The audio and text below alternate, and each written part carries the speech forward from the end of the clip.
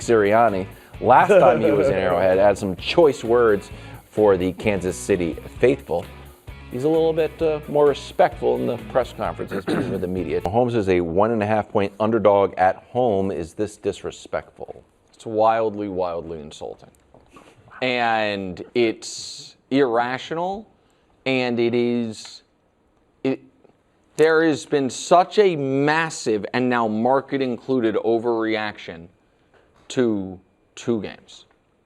Because these teams played on a neutral field 2 games ago, and I think that was a better Eagles team just because of the losses they had defensively, and the Chiefs were a favorite.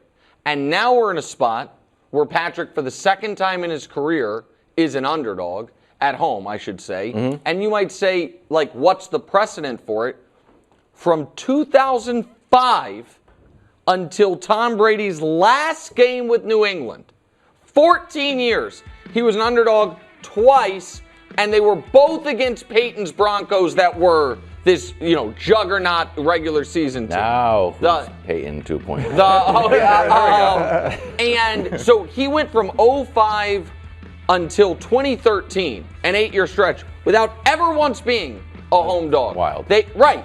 And with respect to Brady's run with the Pats, a huge portion of that, they were not the multi-time defending conference champions. You know what I mean? They had some not down years, but they, you know what I mean? They were good teams. Yeah, normal good years. And so I think that we are acting like the Chiefs aren't in the midst of this run of 7 straight conference title games, of 5 Super Bowls in 6 years. They're acting as if that run ended in the Super Bowl and that we're now to a different phase of the team, and I just don't feel like that's the case. But they're not a home underdog to Buffalo.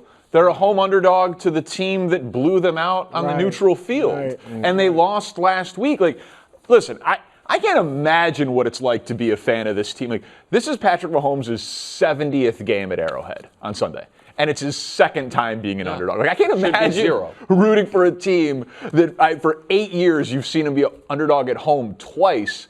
But you said also, like, it was a market reaction. The Chiefs opened as a favorite, which means, not to get too in the weeds on the gambling, but that means, like, the money has come in on Philly. Yeah, because people are wrong. Like, sure, the sharp action that comes in early in the week is often wrong. Sure, that can be true, but this isn't like the opening line was disrespectful. It was Chiefs 1.5-point favorite, and then it got bet to the Eagles. But that's different than the market opening it as the Chiefs as a dog. That to me is actually worse. Because if the market opened, if it started the Chiefs as a dog, then it's all about the Super Bowl. But it's not, right? It's not all about the Super Bowl. It's a little Chargers game, but they lost. And a little Xavier Worthy. The Worthy piece, I don't know how much he really moves the line. But Jalen Carter not being suspended. But again, it's not like when the market opened, they thought Jalen Carter was going to be suspended. Like they was Sure. But it is to me also and this is not. Here's the only reason I bring this part of it up, Brew. Because I think that if the Eagles played the way they did week 1 and the Chiefs played the way they did week 1 and their opponents were reversed, it'd be 1-0, 0-1, the opposite way. I'm not making – the only reason I'm saying that is because for everyone to react to how the Chiefs looked in week 1 as if the Eagles looked awesome in week 1 when I don't think any of us think they did. I think Jalen Hurts looked awesome in week 1. I don't think any other noteworthy player on the Eagles feels great about their game. Like, I think Jalen Hurts, you know what I mean, does, and then the defense doesn't. Obviously, the wide receivers don't. Saquon was slowed down for the first time other than the Super Bowl in a very long time. Like, the Eagles didn't have the game the Packers did in week 1 where one team played poorly and the Chiefs and the Eagles played great. So that to me adds to the point. Yeah, I don't think it's disrespectful at all. I mean, as Danny said, the Eagles blasted the Chiefs in the Super Bowl. Like, you're talking about it, 2 games, like they were just 2 close losses. Like, they got destroyed, all right? And the Eagles have beaten them 2 straight times, once in Kansas City. So, and the Eagles, you're right, defensively they lost some guys. They didn't look fantastic. in that game against Dallas, but they didn't look fantastic in every playoff game last year either. We know they all could have lost to the Rams, and they still came out and punched the Chiefs in the face and just rolled over them. So I think it's more a response to that. And then I do agree with Wildes. Not having Xavier Worthy, I think, is a factor. Certainly a factor, them losing to the Chargers. Like, had they beaten the Chargers and just they were flat out outplayed. It wasn't like it could have went either way. Right, the Chargers were the better they were outplayed, gave up a ton of passing yards. So I think all of that factors in. And again, I get it. They're underdogs. It's 1.5 points, but I don't think it's disrespectful at all. Well, the other thing, it has historically been a very profitable opportunity when Mahomes has been an underdog at any point, like home or away. So this will be his 135th total game, his 16th time an underdog anywhere. That is, as someone who's gambled on football since I was 16 years old, insanity. Like 16 times in 8 years, including playoff games, AFC championships, and Super Bowls, he's been an underdog, and he's 12-2-1 against the spread. So I get why you'd have confidence backing him as an underdog in this spot. But to this team, without Worthy, with Jalen Carter, given that we recently saw them match up, I don't think the line itself is disrespectful, but I get why you'd back the point, I guess here's the point I'm making. I think that we are putting more stock into the Eagles-Chiefs Super Bowl than we will put into the first Eagles-Commanders game. I don't like they blasted the Commanders too. They scored 55 points in that game. I think you're 100% right. And I think that because New Year. Right, and so that's the part of it that I think the Eagles are going to be a big favorite against the Commanders? No, I do. They definitely will be. No, I do, but I think that because people believe the Eagles are a better team than the Commanders, like they're the point I'm making is the analysis about Eagles-Commanders won't be so heavily leaning on them blowing them out in the playoff game. I believe that. And so that part is what feels to me to be, you know what I mean, a little askew here, and the point, you're right, Brew, they obviously got annihilated in the Super Bowl, and you're right, they didn't look good on Friday night. My frustration is, and the reason I bring up the Patriots is, I thought they had earned a benefit of the doubt.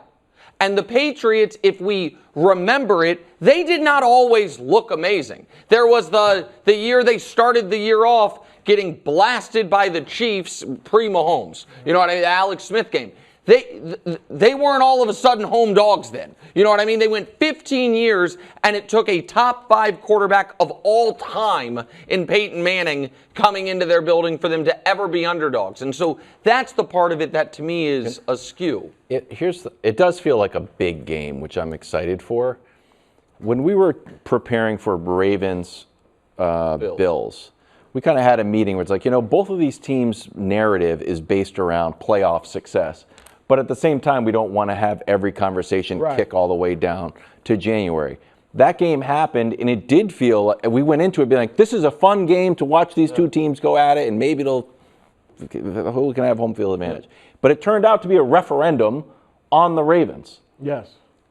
Do you think that is on the board now for the Chiefs? That, hey, this is a cool Super Bowl rematch, but here's a tweet I have from Elliot Shore Parks, who works in Philadelphia. The Eagles have a chance to essentially kill off the Chiefs' mystique this weekend. Like, do you think this is going to be not just a game, that this will be a referendum game, and everything you're kind of worried about might come true? If the Chiefs get blown out and they are 0-2 and they've lost 3 straight for the first time since Mahomes has been there, I think other teams will think blood in the water. Like, we can get them. They might be wrong, but Nick, the Chiefs also won 15 games last year, but they weren't 15-2 against the spread. They played a lot of close games. Like they underperformed. They didn't look great. But they underperformed expectations. Like, this is a question about the spread. They underperformed relative to the spread. Okay, this is again where I think maybe my very sharp memory for Chiefs-related topics we've done is, maybe a curse at times. I love when you compliment your own memory. It's really, I don't have a great memory, but about this stuff I do. We have talked about vulnerable or mystique being gone from the Chiefs. Not you, Brew, but totality at various times over the last 4 years. They get blown out by Tampa Bay. They then, early in that year, get beat by 2 scores by Buffalo and Tennessee. They're 3-4. Nobody's afraid of the Chiefs. The drops year, it was, you know what I mean? Nobody's, the narrative that year was, people are more afraid to play the Browns in round 1 of the playoffs with that defense than Kansas City. Nobody's afraid of them. And last year, it was, you're seeing it. Like, nobody thinks the Chiefs are, look at these. We keep saying it. Now, and so the idea that if they win this game, no one's going to say, all right, the Aura's back. All right, we're scared. Like, it might be. No. This might be an Aura matchup. And so I just all believe that the Chiefs' aura is gone when opposing coaches treat them like a normal team and how they call the game, as opposed to the different things we've seen from coaches or quarterbacks either tightening or different game management decisions based on we're terrified of that guy getting the ball. Well, look, a few things quickly on that. One, the Chiefs can lose their mystique, and I know they're obviously related, but Mahomes, teams will still not want to give Mahomes the ball at the end of the game. So I think people can feel like they can beat the Chiefs, but not want to give Mahomes the game, the ball with a chance to win at the end. And also some of the things you talked about in the past where we talked about this conversation being had before. Some of those times, Travis Kelce was still in his prime, and he obviously didn't look great in week 1. He had a nice catch for a touchdown. And Tyreek Hill was there for some of it. I know he wasn't there, the last year they won the Super Bowl. But, he was there for some of it as well. And now not only do they not have Tyreek Hill, they don't have Xavier Worthy But that was another one. Once they traded Tyreek Hill. Like people, another time when people were like, we're not going to be as afraid. And so I think it's just too quick. We'll give our official predictions on Friday. I might change mine. And I haven't even made it. That's a good point. I haven't made it. But I might change it privately. Commanders-Packers tonight in Lambeau.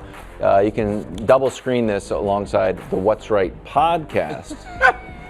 It's good. Thanks, double promotion. 2 MVP candidates facing off according to Brew and our friends in Vegas. Danny, who would you rather have in tonight's game? Jayden Daniels.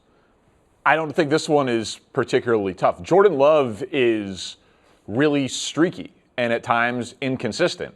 Jayden Daniels has just been consistently great since he's been in the NFL. We'll see if that changes, but week 1 it didn't look like he was about to have a sophomore slump, but he's got 18 regular season games plus a playoff run last year of being really good. Jordan Love has stretches where he looks like an MVP and has stretches where he throws the ball to the other team. And I don't have these all memorized, so I got to look at it. But his first 9 games of 2023, this being Jordan Love, he had 10 interceptions in those 9 games. Then in his next 9 games, this ended with the playoff win against the Cowboys, he went 21 touchdowns and 1 pick. Yeah. Looked like the MVP of the league.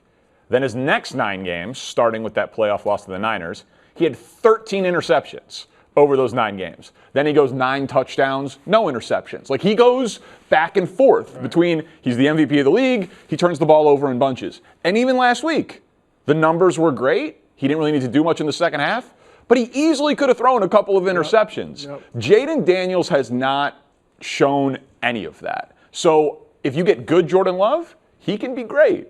But I've never seen bad Jayden Daniels. Yeah.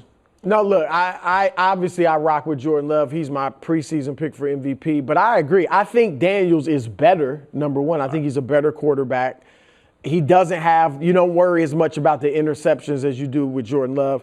But also for this game in particular, if Micah, who obviously is their main pass rush with the Packers, if he's not disciplined in his pass rush, that can open things up, like we saw with Chris Jones against the Chargers last play of the game.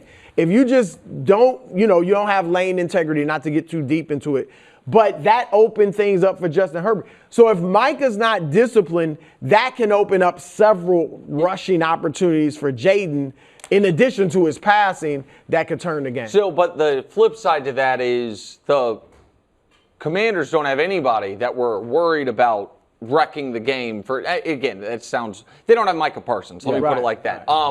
And so I agree with, sounds like what both of you guys are saying is Jayden's the better player. I tend to agree with that. Tonight, I expect Jordan to have the better game. I think the Packers, I was wildly impressed by the Packers' Game 1 defense. And the fact, and the extra, just like a baseball team that trades for an ace, and now all of a sudden their ace just has to be a good number 2. And their number 2, like the knockdown effect of their other pass rushers, that allowed for Rashawn Gary as your top pass rusher. It's, okay, Rashawn Gary is your second best pass rusher. That's a fearsome combo.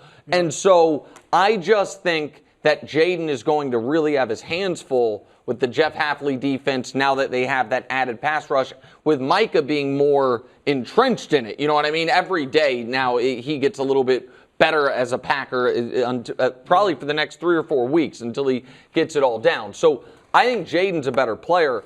I think Jayden could struggle. I think Jayden could have some tough moments tonight, because I think the Packers defense could be really good. And I don't know if the Commanders defense is what we saw week 1, or if that was about Russell Wilson. Right. It's totally over for you, buddy. And so that's. But you don't think that applies to our worries about Detroit? I know Detroit's not awful.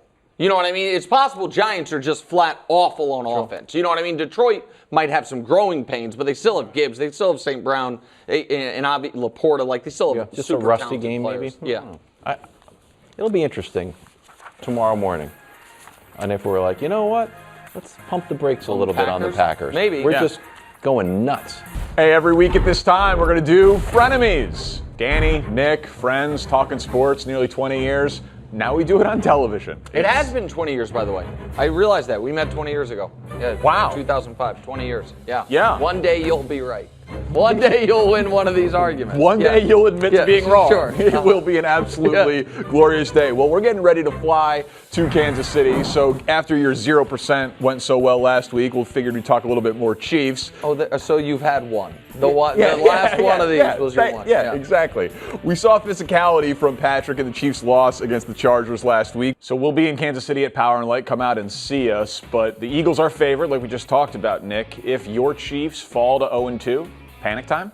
No, and actually, I think, psychologically speaking, a loss is more damaging for Philadelphia than Kansas City. Because the answer for that is threefold. One is, I think nothing is going to shake the Chiefs' confidence. Another one is, I think that, not that the Chiefs need a built-in excuse, but I think if the Eagles lose to a team without its top 2 receivers after the defense looked shaky the first time around, it would be reason for concern. But third, and maybe most importantly, the teams we expect to be somewhere from good to excellent in the AFC, all of them to varying degrees disappointed a bit in week 1 except for the Chargers. The Bills and Ravens defenses looked a mess. The Bengals looked a mess on both sides. The Chiefs didn't look good. The opposite's kind of true in the NFC. In the NFC, the Washington looked better. Green Bay, Tampa, the Rams all looked better than expected. Only Detroit kind of underachieved. So I think after an underwhelming week 1 for Philly, if they then lose in a game they're favored against a wounded and I guess vulnerable Chiefs team, it stymies the momentum they have. I have a hard time imagining the Super Bowl champs losing confidence over a regular season loss in week 2, but I understand your point about the Chiefs being wounded. Would you agree that the Chiefs have entered a stratosphere that very few teams in pro sports get to, which is the only real way it's a successful season is if they're hoisting the trophy at the end? I mean, yeah, you're just saying in 100 words what Brew coined in 4 letters. They're SBOB. They're SBOB. They're the definition of SBOB, yes. Okay. Yeah. Well, we all know the data of 0-2 teams making the playoffs, and we know that that's changed a little bit in the 17-game schedule. We're expecting more 0-2 starts to bounce back and make the playoffs. But making the playoffs isn't the goal. If we can show the graphic here, since 2020, since it's been expanded, teams to start 0-2 have never made it to the Super Bowl, and it hasn't happened in nearly 20 years, as long as our friendship, going back to the 07 Giants. So they would just be faced with, sure, could they make the playoffs? Yes. But if they lose to the Chargers, who they've owned, and then they lose to the Eagles in back-to-back, and it's 3 straight, I think there will be enough tides against them that I know you won't panic outwardly, but inside. You'll be a little uncomfortable.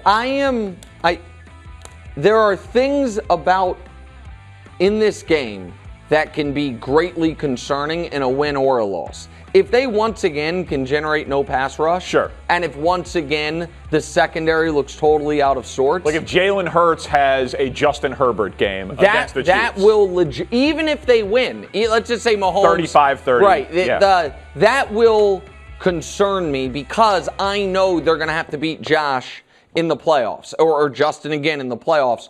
But I won't worry about 0-2. And the Cowboys were 0-2 and won the Super Bowl. Emmitt Smith came back. That's right. Yeah. You ready for Kansas City to come out? Oh, yeah. See their favorite son? Light. Yeah. Bring your first things first signs. Yeah, it'll be great. Knicks, maybe buying beers. Who knows? Thanks for watching. Subscribe here to get more from the show and to check out clips from other shows on FS1.